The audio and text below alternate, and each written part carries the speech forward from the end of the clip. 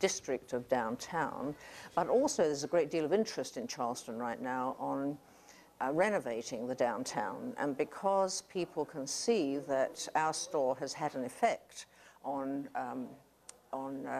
real estate sales in the area, there are now no longer any buildings available on this street. And when I bought this one, I think there were 9, 10, or 11 here. We were one of only 3 businesses. And so the community realizes that, and they recognize that we are a little bit different. For more information about the Book TV Bus, visit our website at booktv.org/booktvbus. Now a debate on intelligent design with Michael Shermer, evolution proponent and author of Why Darwin Matters, and Darwin critic Jonathan Wells. This was hosted by the Cato Institute in Washington, D.C. It's an hour and 10 minutes.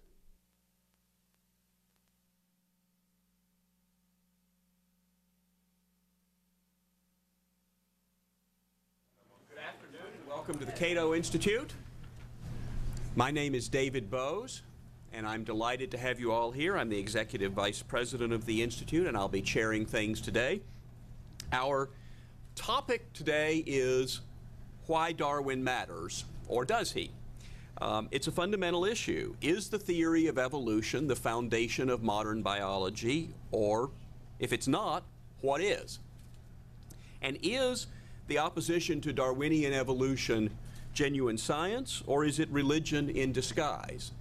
Now, some people might argue that libertarians could choose to be conscientious objectors in this argument. After all, scientists can debate their differences without any government involvement, so scientific disputes don't need to be part of public policy. One of the ways this issue touches on public policy, of course, is in the schools. Should American schools teach evolution, or creation, or intelligent design, or some combination? When I was in college in the 1970s, the Tennessee legislature passed a law saying that the schools must teach all theories of creation. And I was at Vanderbilt, and smart aleck Vanderbilt professors started writing op-eds saying, well, that means they're going to have to teach the Iroquois myth of the sky people, and the theory that the earth sits on the back of a giant turtle, and hundreds of other theories of creation. I think eventually they had to come up with a different law there. For libertarians, of course, there's an easy answer to this question: privatize the schools, depoliticize the schools. That's how we depoliticize religion. Instead of fighting over how we should worship, we agreed that we'll all worship as we choose, and the government won't direct the way in which we worship. Similarly, we could depoliticize the schools, let everybody attend private schools, let every school teach what it chooses, let parents choose the school that teaches what they want their children to learn. But we don't have that situation right now. Most American children go to government-run schools. And as long as we have public schools, then people are going to care what their kids are taught. And certainly, as long as there are public schools, if my kids were going to them, I would want them taught the best science. We will have some discussion today, I think, of what the best science is. But now it's time to let our speakers address these issues. I'm going to introduce our first speaker, and then I will be back up here to introduce our commenter later. Dr. Michael Shermer is the founding publisher of Skeptic Magazine and the executive director of the Skeptics Society. He's a contributing editor and monthly columnist for Scientific American. A few years ago, he produced and co-hosted a Fox Family television series exploring the unknown.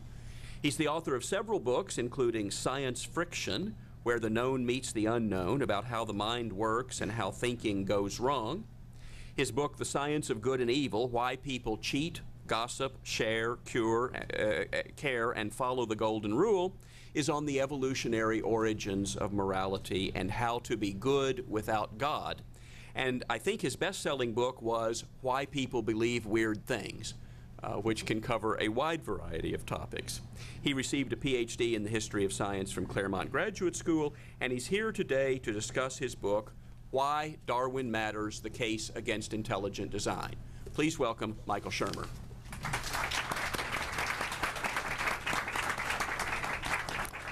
Thank you, David. Thanks for having me here. Good to be here on the right coast. I'm from Southern California. We're on the left coast over there.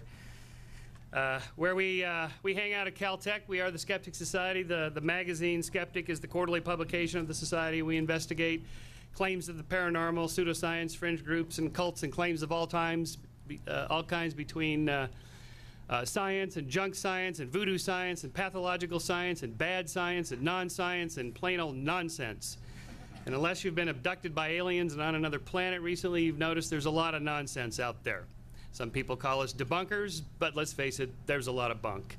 Somebody's got to do it, and that's half of our job, is to explain what's really going on, expose the bunk, like the bunko squad of the police departments. That's our job, to clean up the bad ideas in society, particularly in science. But that's only half the job. The more interesting part of my job, I think, is not what the particular beliefs are, whether they're true or not, but why people believe them. That is the psychology of beliefs. Whether it's Holocaust deniers, I wrote a whole book about these guys. Do they really believe that the Holocaust didn't happen? Yeah, they really do believe it. They're not just saying it to sell books, because they don't really sell books very well on that topic. And they really actually believe that. Of late, probably I've gotten more interviews in the last 3 weeks than almost anything I've ever done on 9/11 conspiracy theories. These are people who believe that the Bush administration, which they also believe is the most incompetent administration to ever inhabit the White House, is also somehow orchestrated the most incredibly complex, powerful conspiracy of all time in one and the same person. So I find that very fascinating, that somebody can hold in the logic-tight compartments of their brain these two sort of competitive ideas.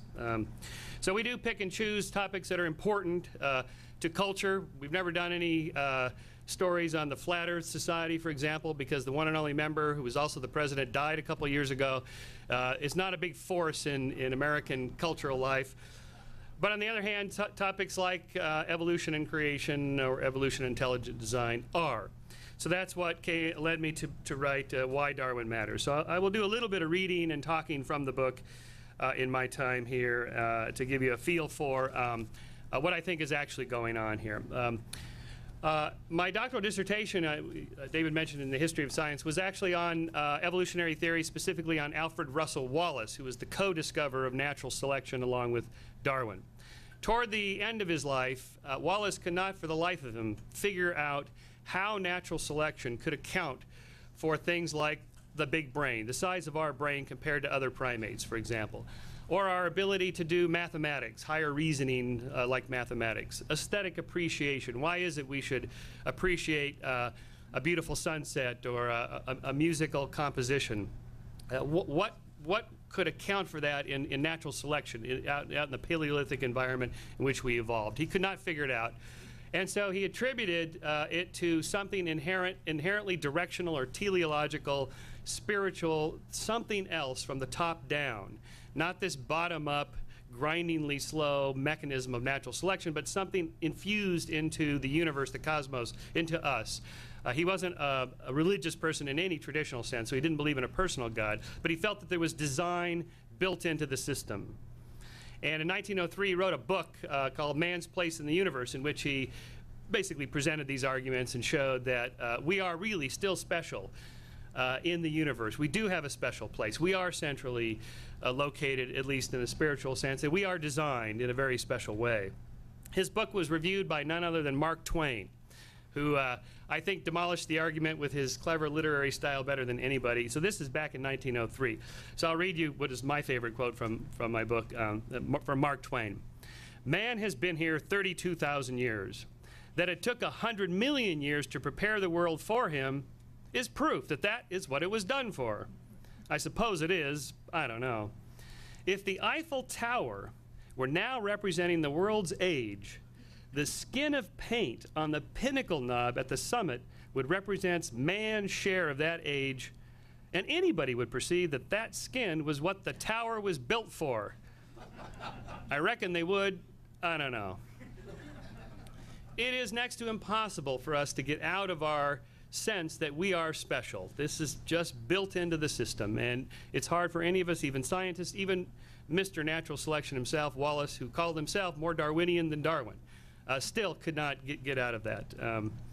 So then I continue here with the question of why do you believe in God? I've been asking people this question most of my adult life, and in 1998, Frank Sulloway and I presented the query in a more formal format, along with the question, why do you think other people believe in God? We gave this in a survey to 10,000 Americans.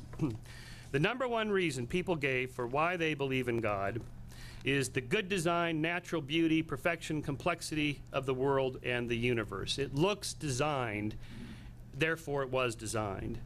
Interestingly, when we asked them, why do you think other people believe in God? That answer dropped down to 6th place in the various answers. The #1 answer people gave for why they think other people believe in God is that God is comforting, relieving, consoling, and gives meaning and purpose to life.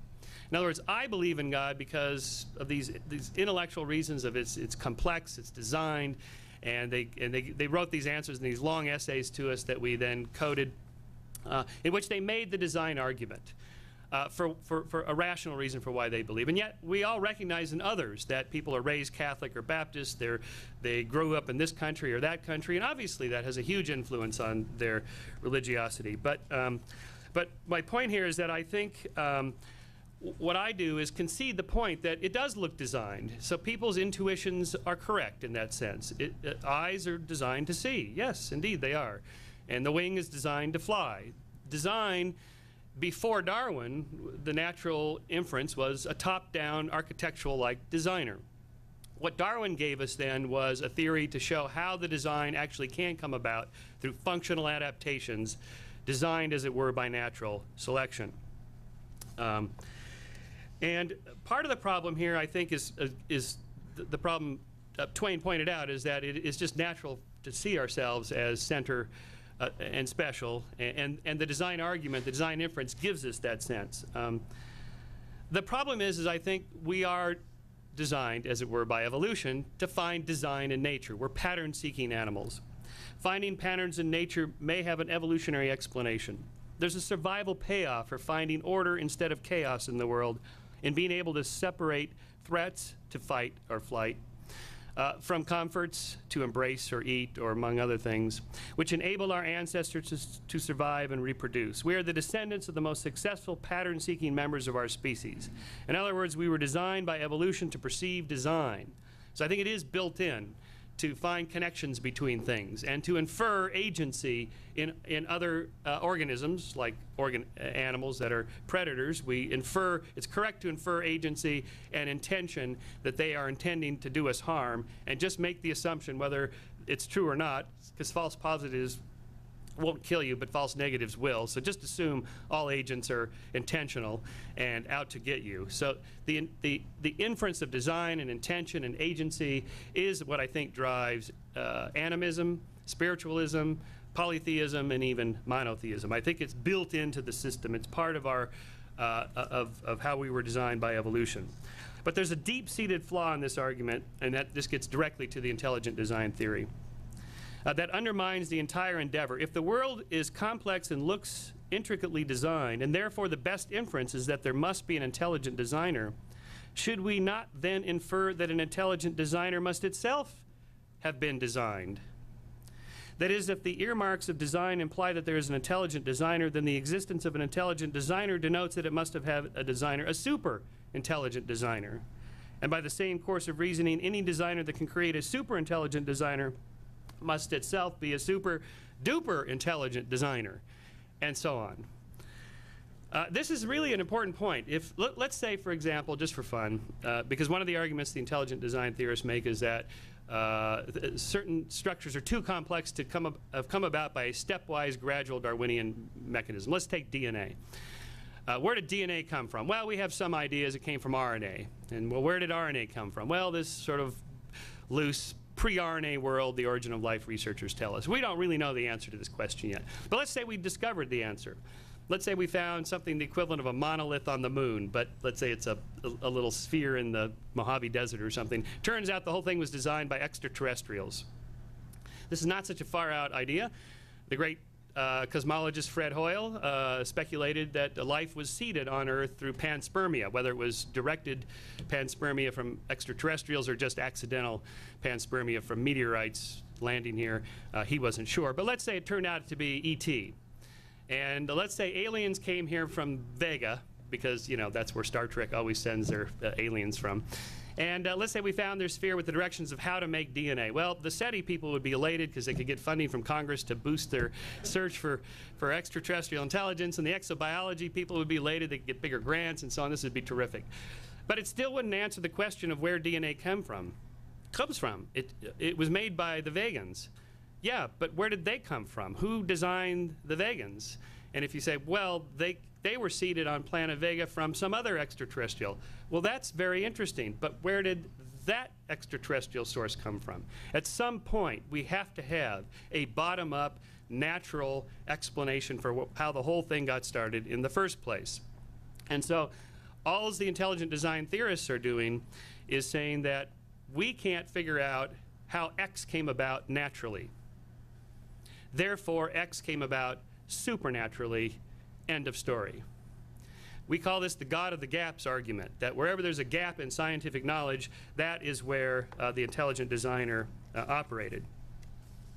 So let me pick up the story there. Herbert Spencer in 1891 wrote, "Those who cavalierly reject the theory of evolution as not adequately supported by the facts seem quite to forget that their own theory is supported by no facts at all." So it's one thing to say that I can't figure out how X came about, and I'm not buying your natural explanation, you Darwinians or you neo-Darwinians or whoever. This is just an argument from personal incredulity, as Richard Dawkins calls it. It's just saying, I can't figure it out. Well, maybe you haven't figured it out yet because you're not smart enough, or maybe you haven't done the homework yet. Maybe you should roll up your sleeves and get to work and see if you can figure it out rather than giving it up. And that's what it comes down to. So, for example, why does no one make this argument? And since we have Mr. Wells with us here, Dr. Wells with us here, perhaps he'd like to answer some of these questions I'm going to pose now. This is comparable to the plane problem of Isaac Newton's time.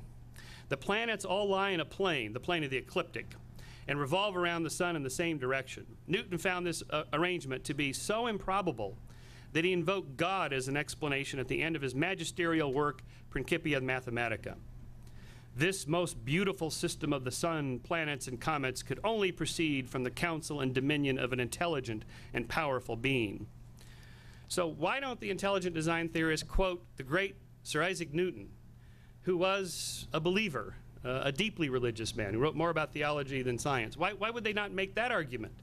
And the answer is because that gap has been filled. We know how planetary systems form from condensing clouds of interstellar gas. As gravity takes over, they begin to condense, they begin to spin. As they begin to rotate and spin, they flatten out into a disk. So the gap has been filled, in other words. The problem with chasing the gaps is, where does your theory go when the gaps are filled? Because science is not just a process of looking for gaps. It is, but that's only the start of a research program. The whole point of looking for gaps is to find a place to do new research. So the program that the intelligent design theorists propose is just gap seeking, no gap filling. There's no research that I've been able to find in which they say this is what we think the explanation is for X, other than we think an intelligent designer did it. So for example, I would love to know from Dr. Wells if he had the opportunity to teach intelligent design in a public school biology class. Let's say it's 10th grade biology, it's the unit on genetics. You got 2 weeks to teach about genetics. What are you going to teach? Well, DNA is too complex to come about from RNA. I can't see any stepwise Darwinian mechanism of how it's going to come about. Therefore, we think an intelligent designer designed DNA. All right, well, let's see. That took all of about 20 seconds. You still got 2 weeks to fill of the unit. What are you going to do? Well, turn to science, of course, and that's my point. There's no science here. It's perfectly legitimate to criticize evolutionary biology. It's done all the time. If you go to any conference of evolutionary biologists and evolutionary theorists, they're going at it, tooth and nails. You got to be thick-skinned and tough-minded to survive in science. It's very skeptical. They're very critical of each other. I heard Lynn Margulis stand up there at a conference and proclaim she is not a neo-Darwinian and she's not going to be bullied by those neo-Darwinians and so on. She went on and on promoting her own particular theory of symbiogenesis, which is sort of this non-Darwinian mechanism of the origin of complex cells. But that's all still within the normal boundaries of how science is done. Not just reading journal articles to find where the gaps are, but taking the gaps and filling them. So my criticism of intelligent design theory is at the very moment where it gets really interesting, where we can't quite figure something out, this is where these guys quit and they say, beats me, I don't know, I think, you know, a miracle happened, or the designer did it, or something like that. Well, instead of that, why don't we roll up our sleeves and get to work like Lynn Margulis did and see if you can test the hypotheses. So this is the problem with string theory is having right now as an analogy. It's not giving us any testable hypotheses. And even though string theory is conducted within the normal bounds of science, with the scientific community at major institutions like Caltech and MIT, these guys are still coming under the gun, as you've seen in recent books, because they're not giving us anything testable. At some point you have to come into contact with reality, the empirical world, and until you do, then it's not really science. Okay, a couple final comments and then we'll get some of the answers to these, hopefully. Much is made by the intelligent design theorists on irreducible complexity. Systems are so complex, if you took a single part out or took a couple parts out, it wouldn't work. And therefore, how would you get a stepwise Darwinian gradual system where you add this part and add that part and so on, and now you end up with this complex, say, eye or wing or something like that? This is an old argument presented to Darwin even before he published The Origin of Species. He already had the answer in there when it was published. Clever idea. And that's called the problem of incipient stages. So let's take the wing, for example. What good would half a wing do? I can see what good a fully aerodynamic wing would be. What good would half a wing do? Well, this is the problem of exaptation, in which a feature that originally evolved for one purpose is co-opted for a different purpose. The incipient stages in wing evolution had uses other than for aerodynamic flight. Half wings were not poorly developed wings, they were well-developed something else's, perhaps thermoregulating devices. The first feathers in the fossil record, for example, are hair-like and resemble the insulating down of modern bird chicks. Since modern birds probably descended from bipedal theropod dinosaurs, wings with feathers could have been employed for regulating heat. Holding them close to the body would retain heat, stretching them out would release heat. In the Galapagos Islands, I have seen flightless cormorants returning to shore after diving for seafood, upon which they stretch out their stubby little wings with desultory feathers to dry them out and collect heat from the sun. In this case, wings evolved from flight tools to thermoregulating devices. In evolution, structures can be adopted for one function and evolve into use for another function, and may have multiple functions at one time. And then I go on and on about all the different theories and data and experiments with birds, modern birds, paleontologists looking at bird structures and wings, how could they can be used for sort of pushing along the ground, for running, for pushing down to climb trees, for example.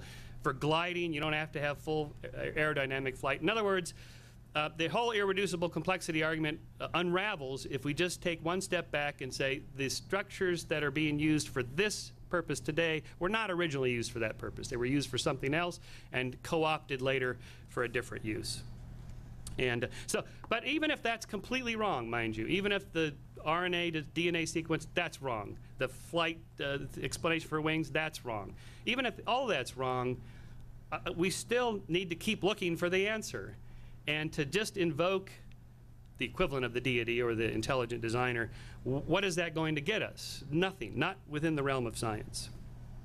So I'm going to end there with what I think is a disturbing, well, two. I would like, since we have Dr. Wells with us here, I would like to ask him publicly about one statement that he made, which I find really both disturbing and very unscientific.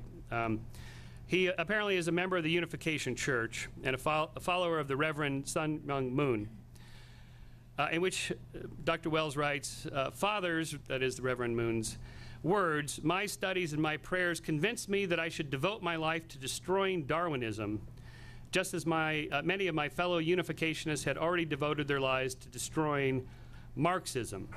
When Father chose me, along with about a dozen other seminary graduates, to enter a PhD program in 1978, I welcomed the opportunity to prepare myself for battle. I cannot imagine any other area of science in which somebody would set out to destroy it. What's the purpose of that, unless you have some other agenda? it's perfectly okay to attack somebody's theory because you think your theory is better.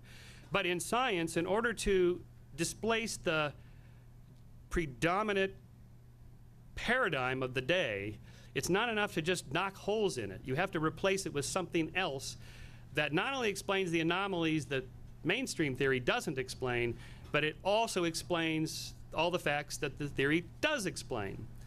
So before you displace it, you have a whole set of things like our explanation for the origins of DNA, the evolution of the eye, the evolution of wings, the entire fossil record. I'd love to know from Dr. Wells, for example, what his explanation is for the fossil sequence. Why is it that we have such an incredibly detailed fossil sequence with dozens now of intermediate fossils within whales, for example, and even more so with hominids? Are we to believe that the intelligent designer did what? Created the first hominid and then evolution took over and took it from Lucy all the way to us?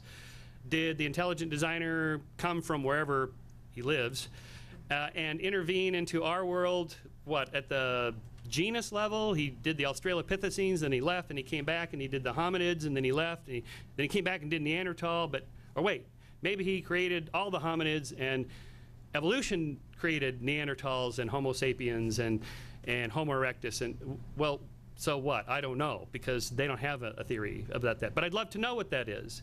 In other words, we have a theory. You can go ahead and say, I don't believe it, or I don't accept it. That's fine. And if you go to a conference of paleoanthropologists, this is what they do. I dispute your fossil. I don't think it's a new species. I think it's just a variation of this other species. Fine. That's all part of how science is normally done. But what you can't do is come in and say, I reject the whole thing, and I have no theory to replace it. Well, what are you doing at the conference here then? I mean, this is science. We have to go back and test something, and that's the problem. So I end with a final quote here of why I think Darwin matters. And this has to do with what I think is really going on here, that is the fear that somehow evolutionary theory represents this materialistic worldview of science, and somehow that robs us of our spirituality. What science tells us is that we are but one among hundreds of millions of species that evolved over the course of 3.5 billion years on one tiny planet among many orbiting an ordinary star, itself one of possibly billions of solar systems in an ordinary galaxy that contains hundreds of billions of stars, itself located in a cluster of galaxies not so different from millions of other galaxy clusters, whirling away from one another in an accelerating, expanding cosmic bubble universe that very possibly is only one among a near infinite number of bubble universes. Is it really possible that this entire cosmological multiverse was designed and exists for one tiny subgroup of a single species on one planet in a lone galaxy in that solitary bubble universe? It seems unlikely. Herein lies the spiritual side of science, scientuality, if you'll pardon an awkward neologism, but one that echoes the sensuality of discovery. If religion and spirituality are supposed to generate awe and humility in the face of the Creator, what could be more awesome and humbling than the deep space discovered by Hubble and the cosmologists, and the deep time discovered by Darwin and the evolutionists? Darwin matters because evolution matters. Evolution matters because science matters. And science matters because it is the preeminent story of our age, an epic saga about who we are, where we came from, and where we're going. Thank you.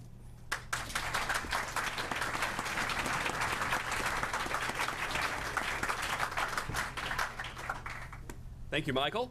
I liked another line that Michael used in his book about why Darwin matters, and that's in the prologue where he writes, of the three intellectual giants of that epoch, Darwin, Marx, and Freud, only Darwin is still relevant for the simple reason that his theory was right. I like that line. QED. The podium is heavy here under the weight of all the PhDs. We have 3 PhDs up here on the podium. Unfortunately, like so many other things in life, they are not equitably distributed. I don't have one. Jonathan Wells has received 2 PhDs, one in molecular and cell biology from the University of California at Berkeley, and one in religious studies from Yale University. He is best known these days as a senior fellow at the Center for Science and Culture at the Discovery Institute. He's the author of a book, Charles Hodge's Critique of Darwinism, and another book, Icons of Evolution. and most recently he is the author of The Politically Incorrect Guide to Darwinism and Intelligent Design, and we have copies of both this and Why Darwin Matters outside, and we invite you to pick up a copy of either or both and to ask the authors to sign them. Please welcome the author of The Politically Incorrect Guide to Darwinism, Jonathan Wells.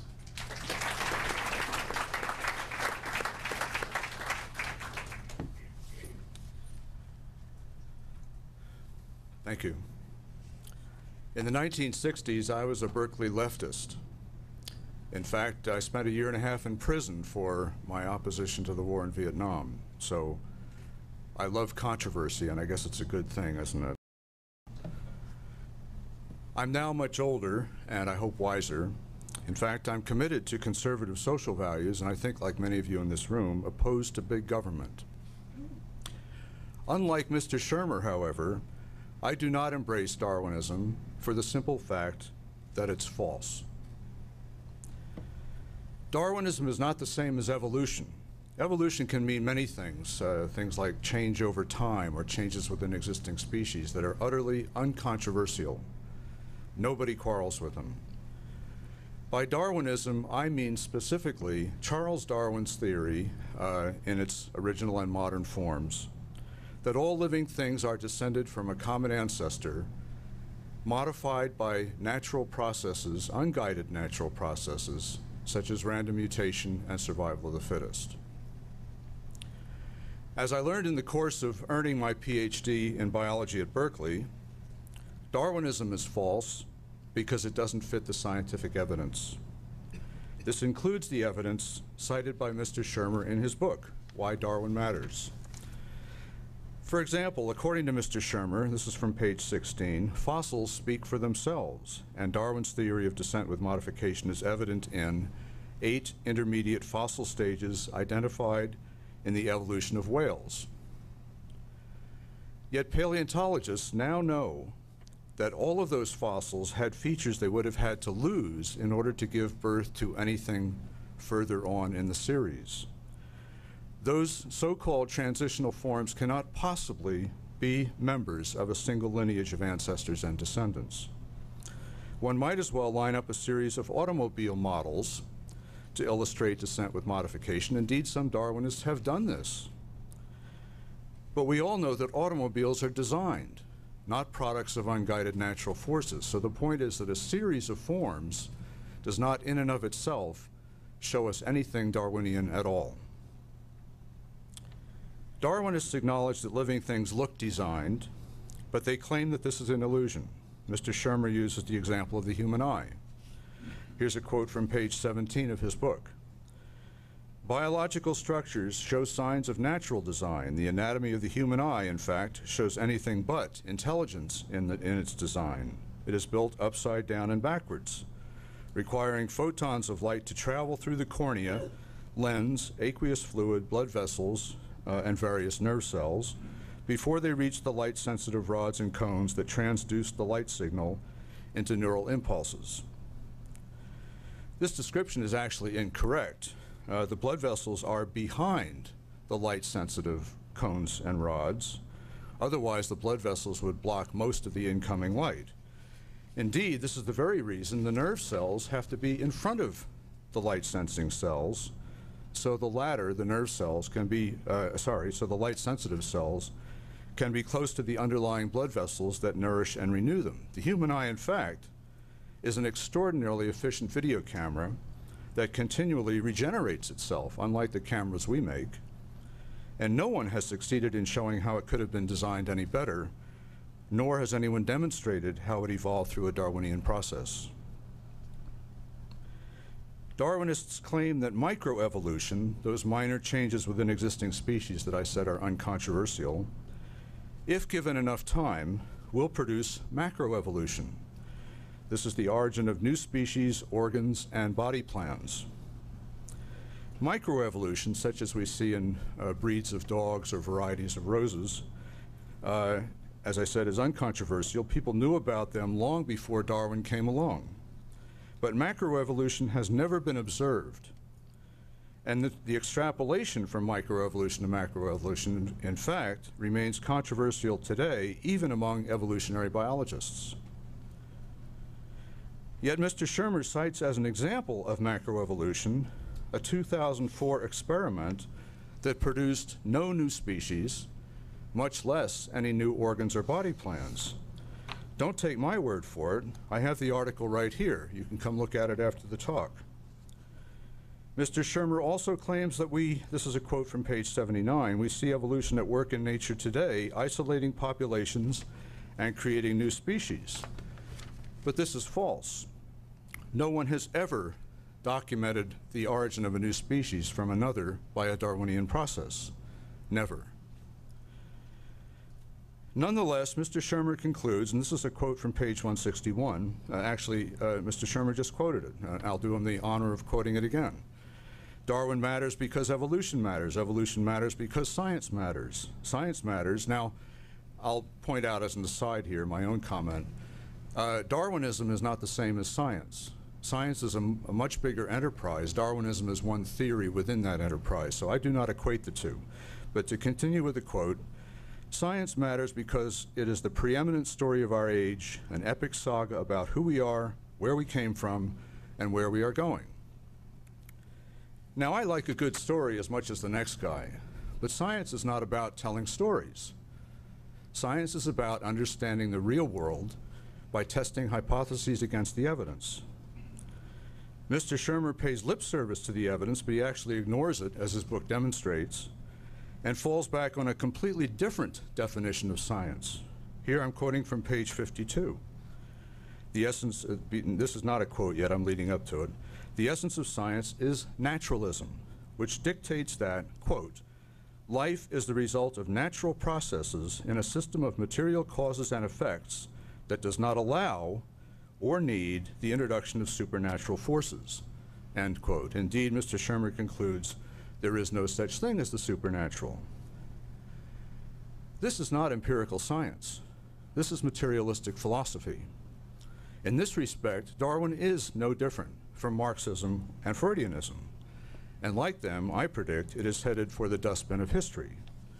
As a conservative myself, I urge you not to hitch your wagon to a falling star. I'd like to conclude by adding that although I have criticized the faith that Mr. Shermer places in Darwinism, we agree on one important point. Here I'm quoting from page 91. He writes, in the free marketplace of ideas, turning to the government to force your theory on others, particularly children, goes against every principle of liberty upon which modern Western democracies are founded. Absolutely. I could not agree more. But despite implications by Mr. Shermer, it is not intelligent design theorists who are doing this. It is the Darwinists themselves.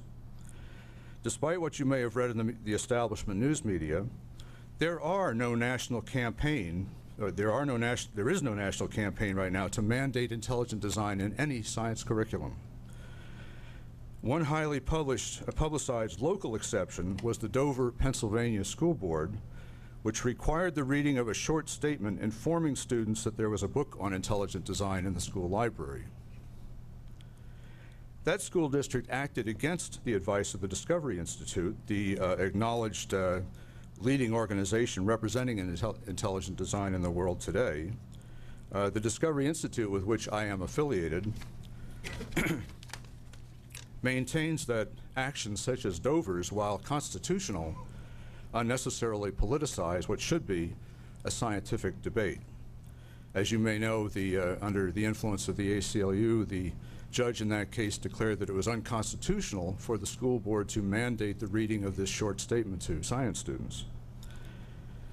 Anyway, Darwinists, on the other hand, routinely use public education to impose their ideas on our children. In the past few years, several states, Ohio and Kansas stand out among them, adopted science curricula that included a critical analysis of evolutionary theory. Those curricula did not include intelligent design. They merely required students to learn the evidence and scientific arguments both for and against Darwinism. Although you might think that critical analysis would be good science education, Darwinists in Ohio succeeded last year in banning that critical analysis, and Darwinists in Kansas are now in the process of doing the same. This is not science education, but government-imposed indoctrination. Things are just as bad at the college level. Qualified scientists who criticize Darwinism become outcasts in their university departments. And in a growing number of cases, they are losing their jobs. Taxpayer-subsidized universities, which I think many of you know are not the bastions of competing ideas that they pretend to be,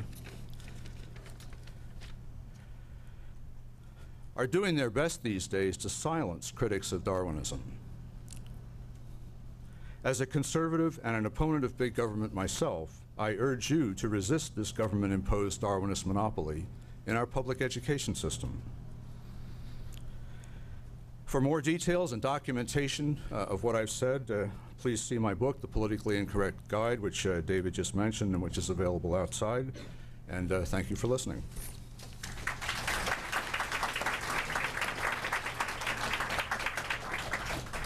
Thank you, Jonathan. I want to open this up now, and let me just say, if there are people out in the hallway, there are some seats down front here on both sides of the aisle, and feel free to come in and take them. Let me open it up to questions then, right there. Wait for a microphone to come. Hi, Mike Weber. I'm a science textbook editor and writer, so I'm familiar with these issues. Dr. Wells, you've made some good critiques of Dr. Shermer's book, although I actually don't think they really criticize Darwinism as such. What I'd like to hear from you is, what is your alternate theory? I would like to hear your alternate scientific theory, not a religious theory, of how life arose and you know, how all these different species came to be here. You can stay there with those mics work. Right here. Well, first of all, I don't think it's, I'm obligated to propose an alternate theory. Mr. Shermer quotes in his own book the famous physicist Richard Feynman, who said, quote, "If it disagrees with experiment, it is wrong. That's all there is to it." Alternate theory or no, Darwinism is false. Now, I don't pretend to have an alternate theory that explains the history of life. I do claim to have an alternate theory that legitimates logical inference from evidence that some features of the natural world are designed. That, in fact, is all intelligent design claims. It does not claim to have the whole story. No, if you're claiming to design that, all right, just one more thing. If you're claiming that there is intelligent design, then you're claiming that there's a designer, and then you have to answer the question that Dr. Shermer posed, which is, you know, where did that designer come from? Who designed the designer? How is this not a religious theory rather than a scientific one? Well, as Mr. Shermer, go ahead. As Mr. Shermer pointed out, one possibility, it's not one I hold, but one possibility is that the design comes from extraterrestrials. Now, he can ask who designed the extraterrestrials. Who designed God? Theologians have an answer for that. They say God is eternal. It so happens that when I ask a materialist, where did the matter come from, the answer is equivalent. Matter is eternal. In either case, we reach a point where we have to posit something that's there all along. God, an extraterrestrial, or matter. It seems to me that that line of questioning doesn't get us anywhere. Yes, right here.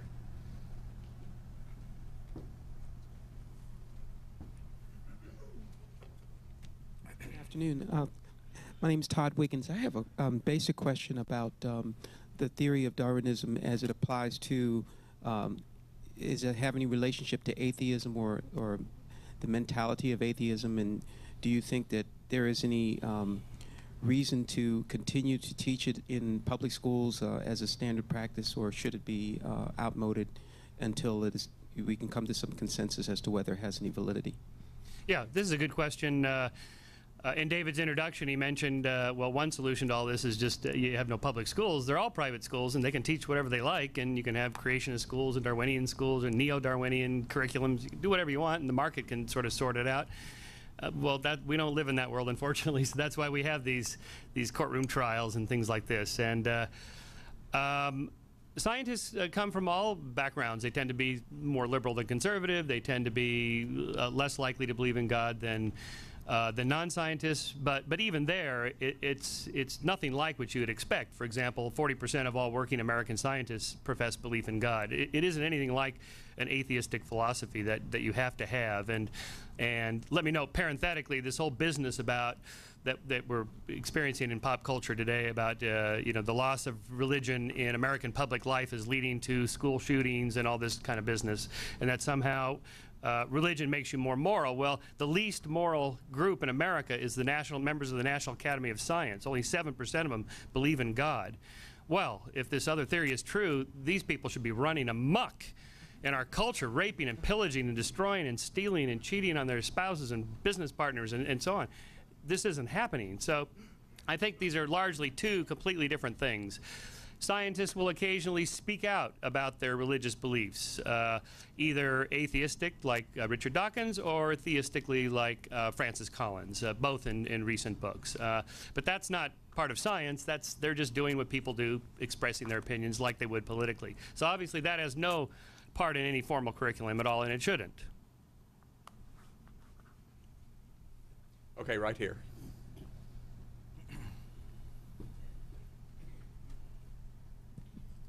I just wanted to follow up on the question that was asked to Dr. Wells earlier. Am I live? Yes. And that is about the mechanism of that would be consistent with intelligent design. Many religious thinkers and philosophers have said God, who had a theistic view, have said God, in fact, created the world, created laws, created reality as we know it, nature, by thinking it. That God had a thought, let there be a world, let there be light, and there was. Regardless of the details, and in the absence of any detailed theory, which you've reasonably said you don't have, is that kind of a pattern of causal explanation one that is amenable to scientific test in any way? And if not, is there some other explanation of how anything like a conception of God as a spiritual being and beyond nature would causally interact with the natural world? I certainly don't have an answer for that, but let me emphasize that when intelligent design looks at evidence in the natural world and sees patterns, as Michael said, the end point of the inference is this object, this feature, appears to be design. I mean really design, not just an illusion. How it was designed and by whom are additional questions which are fascinating and significant, but the evidence for the design inference does not get us there. Now, I think there are fruitful ways to apply design in my field, cell and developmental biology. I'm in fact doing that presently, and I do it by from within a design framework. I see what appears to be design. I assume then as a working hypothesis that something is designed, and I try to understand it from that perspective. And I do think that design theories presently are achieving insights, and I predict future breakthroughs. This is a promissory note, of course, from this perspective. But at this point, it's a fledgling enterprise, and I can't present you with any dramatic results. What David Kelly has asked, you do epistemology, right? You're the David Kelly, yes. So you've asked the question, I mean, where the rubber meets the road. At some point, if you believe there was some form of supernatural intervention into our space and time, the finger has to come in and stir up the particles in some way to direct it or something, whatever it's supposedly going to do. And at that moment, it's legitimate for us to ask, how did he do it? What forces did he use? I mean, is he using electromagnetism or gravity or some other force we don't know about yet? Natural selection? What forces did God, whatever, using? That's a legitimate scientific question. So when we saw, for example, this business about intercessory prayer, and the experimental group supposedly getting better from their heart surgeries than the control group because they were prayed for. This is an epistemological question. Can my prayers to the deity cause him to go right into the OR and tweak the cells in the heart or the plaque in the arteries or something better than the guys who didn't get prayed for? The results were null. In fact, the group that was prayed for, that were told that they were prayed for, actually did slightly worse, which is rather telling. But really, that is the question that makes people nervous, because if you want to ask the question from a scientific perspective, it's perfectly legitimate for us to ask, how did it happen? What forces? And how, can we measure it? Can we test it? That's what we do. It's a legitimate question, but my point was that it's not a question within intelligent design theory. Intelligent design theory merely seeks to identify patterns that have the hallmarks of real design as opposed to illusory design. Sigrid. Hi, I'm Sigrid Fry-Revere. I work for Cato. I have a very practical question for you, for both of you actually, and it was based on experience I had with my children and a nanny we had who believed in intelligent design. She would tell my son every time he asked a question, because God made it so, all right? It was killing his curiosity. You'd ask him, why does it rain? Because God made it so. Why is the flower red? Because God made it so. Why should the child continue to ask questions about anything? So I fired her. I think you did the right thing. That's the free market at work. Can I comment on that? Well, I think that was a bad answer too, but that's not what intelligent design says. I would say the counterpart to that, which I've often heard being used with children, is evolution did it, which to me is no better than saying God did it. Either one is a curiosity stopper. Right here. Hi, Ken Green, American Enterprise Institute. I was also trained in the sciences, but I mostly studied policy, so I want to ask a very specific policy question to Dr. Wells. What exactly is it you wish to have changed in terms of the teaching of evolution? Do you wish either any disputed theory in a public school to not be taught, or all points of view to be taught? And is it only in science or also in theology? So should every class on religion include an equally rigorous course in atheism? Well, as I briefly said in my remarks here a minute ago, I do think Darwinian evolution should be taught in science classes. I think it should be taught honestly, with full acknowledgement of the problems it has with the evidence. And it has many. I mean, I've just mentioned a few here. I do not think it should be eliminated at this point, although I think the gentleman over here had a legitimate point that it often, in fact, carries a lot of atheistic baggage that does not belong in the public schools. I would love to see the public schools turned into private schools myself. I think with Mr. Shermer that would alleviate many of the problems here. But in the meantime, I think Darwinism should be taught, but it should be taught critically rather than as a doctrine that cannot be questioned. I think another interesting point related to also the textbook writer earlier, how does anything make it into the science curriculum, for that matter? And I mentioned Lynn Margulis, who's a microbiologist and professor at UMass Amherst. And so she has this theory of symbiogenesis, in which the complex eukaryote cells that you and I are made out of were once, the little organelles in there were once themselves prokaryote cells, much simpler cells. This is why mitochondria has its own DNA, for example, which is really weird if you think about it, until you think about it in her theory. Anyway, Lynn's been, she's been working on this theory for 40 years, and it was very controversial for many decades. And she set up a lab, she got grants, she got graduate students, she did research, she published peer-reviewed papers, monographs, technical books, textbooks, popular books, going to conferences, popular speeches, and finally, after about 35 years, it's now just trickling down into the biological curriculum as a largely accepted but still mildly controversial theory about the origins of complex cells.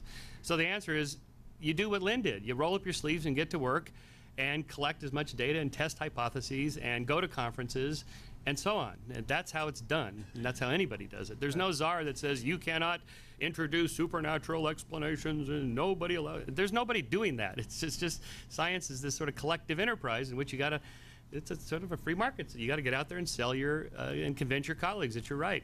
And in fact, intelligent design theorists are doing that. Intelligent design as an organized body of theory is only a little over a decade old. So give us another 30 years and we'll be there too. Okay. All right, I'm going to take a question right here, and while the microphone is coming, I'm going to ask a question myself to both of you.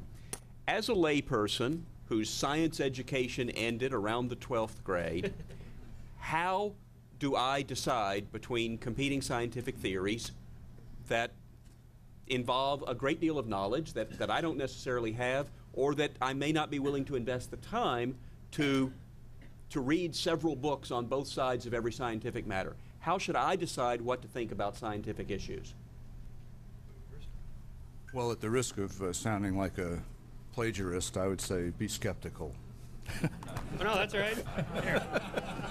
I'll make you an honorary member of the Skeptic Society. Thank you. I appreciate that. I would not trust the consensus of the experts, as I wouldn't trust the consensus of experts on almost any other topic. I would give it tentative approval, perhaps, but I would remain skeptical, especially when there's as much controversy about it as there is about Darwinism. I deal with this all the time for my job at Skeptics, with any claim that comes down the pike. Like the most recent one on 9/11, the World Trade Center buildings, you know, shouldn't have collapsed the way they did. If a plane hit, they collapsed the way they did because of planted explosions inside, these little squibs that went off and so on. Well, I don't know anything about why buildings fall, so I had to go, you know, read and do research and look it up and talk to engineers and so on. And it was pretty obvious within, you know, 5 minutes that the conspiracy theorists are completely wrong. Every point you had to check like that. So you go to the experts. Now, yes, the experts can be wrong, but that's what other experts are for, which is why we're seeing, I think, there's 2 new books out on string theory, Not Even Wrong, and I forget the name of the other one, but they're both skeptical of string theory, and legitimately so. Within the confines of science, scientists going after each other.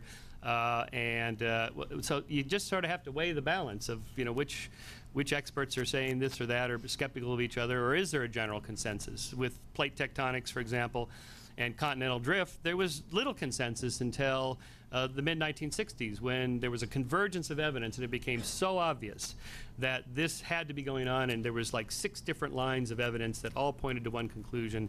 I always look for, David, that sort of convergence of evidence in which the outsiders are picking at one little thing, ignoring this mass body of evidence that points to this one conclusion. All right, right here. My name is Innaya. I come from India. As far as I understand, science is self-corrective and never claimed perfection. Whereas all religions that depend upon the holy books like Quran, Bible, Vedas, they claim perfection, and the name intelligent design is nothing but camouflage of God. So whatever you say, with sweeping remarks and without any humble nature, which science claims, I think is not standing. And to teach intelligent design to students is making a very harmful thing in future and also in the past. Well, I've already said that I think it's premature to teach intelligent design in science classes. I do, however, think that Darwinism should not be taught uncritically. In fact, I agree with you that science is tentative, but many of the classes I've attended, or other people I know have attended about Darwinism, are anything but tentative. So I think there's a problem there. Okay, in the back.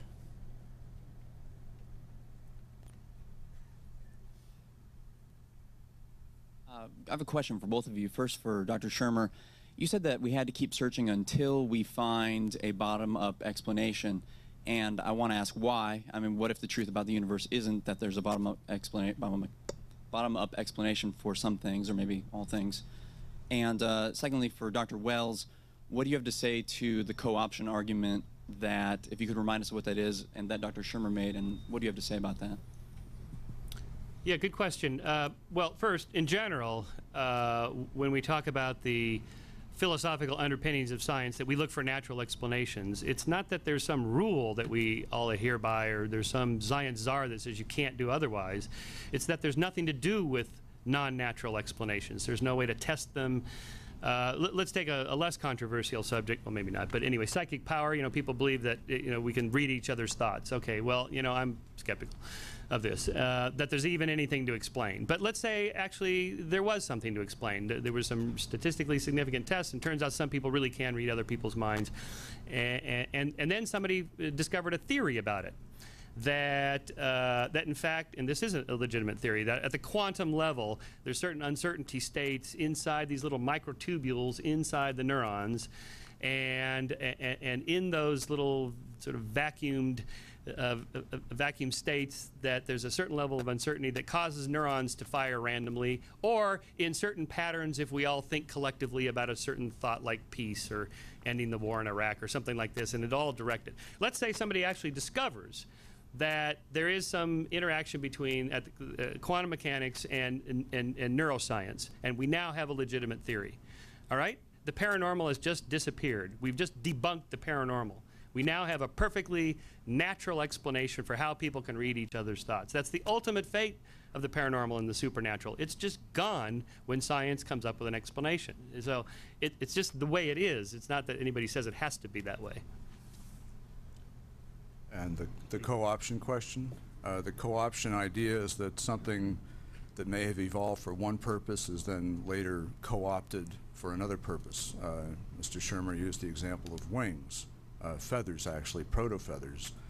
The current hypothesis is that wings evolved, birds evolved, that is, from theropod dinosaurs. Well, theropod dinosaurs built something like a T-Rex, only smaller. If you've ever seen Jurassic Park or been to a museum, these are animals with big, heavy hindquarters and tiny little forward limbs, front limbs. And somehow the idea of co-option is that they sprouted proto-feathers, which were like hairs, and then somehow natural selection evolved these feathers, co-opted these proto-feathers and these mini forward limbs to turn them into wings. Well, I find that an argument from, if you will, credulity. We skeptics have been accused of the argument from incredulity. I think that's an argument from credulity. It's just totally implausible. So where do you think co-option, wings came from? I don't pretend to know. But I don't say that we have an answer, and the answer is co-option. It just doesn't work. Michael, the Washington Post reported yesterday that 30% of Americans believe the Bush administration raised gas prices earlier so they could then cause them to drift down toward Election day. Have you investigated this hypothesis? No, I have not, but that's a good one. I like that. Actually, my taxi driver yesterday in New York did mention that, now that he's said that. It apparently is widespread. Yes, right here.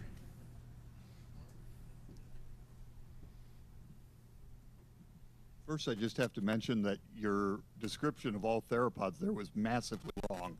So you might want to check into that. But my question is, specifically, you had attacked naturalism as a methodology for science at the end of your discussion. If we have this, whether you want to use the word or not, godlike designer out there, why do you limit your attack on naturalism just to biology? Why doesn't the Discovery Institute, when they're studying traffic in Seattle, look for an intelligent designer causing traffic jams? Or my accountant, where is this intelligent designer in every other field of endeavor? Well, I think the Discovery Institute is advocating intelligent design of traffic, right? Yeah, not very successfully so far, but Seattle has a terrible problem, and actually the largest project at Discovery Institute is working on that. But your question is legitimate, and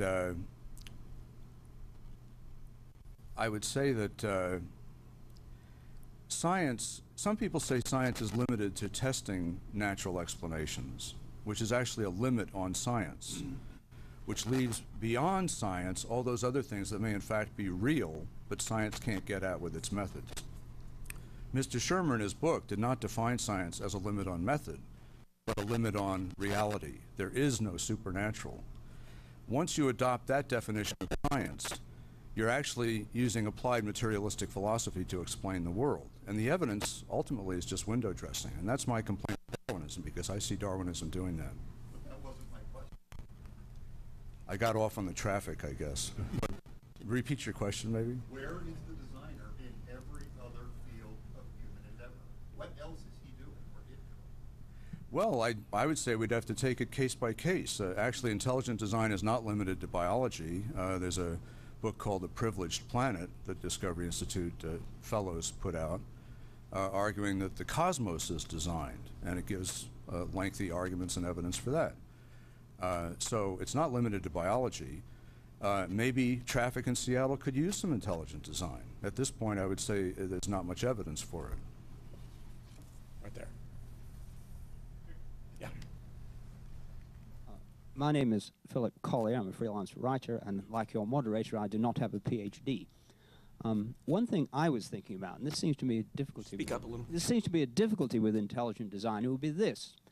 I would like to propose my own intelligent design theory, which is the entire universe and everything we have was created 1 month ago. And all our memories and all our books and everything we read and everything we know was created 1 month ago. And if I started an institute, I could call it the 1 month ago institute, and I have to call it the 2 month ago institute month. I would say that the thing about my theory is that I think it's a reasonably valid theory, but the thing about it, which I say it is not scientific, is if a bunch of people believe this, like I propose to do, how could you prove us wrong? What evidence, facts could you show us could prove us wrong? It seems to me the fundamental thesis for any scientific theory is they would posit something and say, well, if you can show this, that's why it's wrong. And I would ask Mr. Wells, what facts or evidence would prove you wrong? And if they would not, if you can't think of anything to prove you wrong, can you tell me what would prove my design theory wrong? Well, in fact, intelligent design in a given case can be proven wrong. The work of William Dembski, one of the main theorists in intelligent design, is that we basically operate in our daily lives using 3 modes of explanation. One is we can attribute something to natural law, natural regularities, the formation of a crystal, the ripples of sand in the sand on the beach or something. Another mode of explanation is chance. Some things happen by chance, you know, the particular outcome of a roll of the dice or a roulette wheel. And a third mode of explanation that we all use in our daily lives, sometimes unconsciously, is design. We infer that something occurred intentionally, deliberately, by an intelligent agent. Now, according to Dembski and other design theorists, we can use those 3 modes of explanation to account for things in the world of nature as well. That with evidence. So is it the position of all 3 of you that the state should have no role whatsoever in determining what constitutes an education? Or if you're prepared to make compromises in that regard and, for example, prevent madrasas from teaching terrorism, then where do we draw the line? Don't we also have the problem that you are debating in a totally private educational system? Wow. in 2 minutes or less. Yeah. Well, at the very least, school choice would be a nice start. You leave the public schools there for, I mean, we're not going to just dismantle them overnight, so at least let parents choose. And even well, some do with homeschooling, but more choice than that. I wrote a book on libertarianism, so I guess I think that the schools ought to be private. And I'm not sure that I think your point applies here. I think there might be a case that, look, our society, even in private schools, is not going to allow the teaching of hatred and incitement to violence. But good and bad science, whichever is which, it seems to me there's not a case for government involvement. Jonathan? Let me just add that I think the debates we're having here about the science, about Darwinism and intelligent design, will and should continue, private or public schools. But what bothers me right now as a taxpayer is that the polls consistently show that about 80 to 90% of the American people do not accept Darwinian evolution as I defined it. That is, unguided natural process produce everything that we see. And yet, so that's only 10 to 15% actually of the population believe in Darwinism. And yet the 80 to 85%, if it will, of the public who don't accept it are forced to pay for it to have a monopoly in the public school system. It's that taxpayer-supported monopoly that bothers me. Right here. Tom. It should be. I'd like to ask Michael Shermer how he would answer the question that was just asked about falsifying a theory. How can Darwinism be shown to be false? It seems to me that if you have a philosophy, a materialist philosophy, as I believe you do, materials, atoms and molecules in motion is all that exist. The fact is that, you know, organisms do exist, we do exist, so we got here somehow, so they had to have whirled themselves into bats and bees and all the rest of us. So you don't need any evidence for evolution once you have that philosophy. It's just simply a logical deduction from your philosophy. So can you imagine anything being discovered that would in fact result in your saying, well, Darwinism can't be true in that case? Fossil trilobites in hominid bedding planes. That wouldn't disprove it. The conclusion would be that the trilobites actually survived all those millions of years, but they just didn't. No, but based on the current understanding, this would be a serious problem. Evolution